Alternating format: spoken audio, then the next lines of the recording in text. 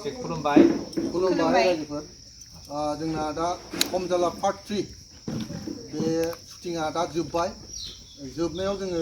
फिसाज्लाय सानैजों बिसि सानैजों दोला जोब्बाय नै गोसोम गोसोम जाबाय दा माखासेखौ मानो दोलादों मादों नैबे फुजाया खोन्थासिगोन माने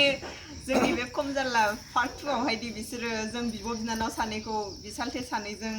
सासे बोराय माहाजोननो बन्द होयो तास गेलेनो थाखाय बिनि थाखायनो जों फिसाखौ दोलाहोबाय आरो जोंनि बे फेमिलि एन्टारटेनमेन्टनि खम जारला टीमनिफ्राय निउ इयारनि थाखाय गोदान सं फैगासिनो दं आसा खालामो नोंथांमोनहा जोंखौ सापर्ट खालामगोन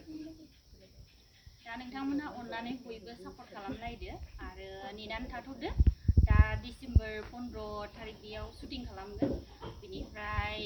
डिसेम्बर लास्ट उइक्सआव हगारहैनाय जागोन आरो दा नोंथांमोनहा नेथ'दो जोंनि संनि मुङानो जाबाय पे पे होनलायनाय सिगाङाव जेरैबायदि जोंखौ अनसायदोंमोन रायजो राजा नोंथांमोना बेबायदिनो जोंखौ नैबे एबार जोंनि फैनो गोनां जोंनि बे मिउजिक भिडिअ जोंनि फर्थ बे जोंनि बे भिडिअआवबो जाहाथे नोंथांमोना अनसायगोन बेखौ जों आसा खालामबाय मेथाइखौ आंनो लिरदों ओमफ्राय थरुनजों आंजों रोजाबगोन ओमफ्राय बिराद कमेडि मेथाइ गोदान बोसोरनि थाखाय जोङो नोंसिनि थाखाय रायजोफोरनि थाखाय जोङो बानायनाय जादों बेखौ नोंथांमोना 15 तारिखनि उनाव नुनो मोनगोन आरो ना जेसेबां हायो नोंथांमोना जोंखौ सापर्ट खालाम आरो जोंनि चेनेलखौ साबस्क्राइब खालाम शेयार खालाम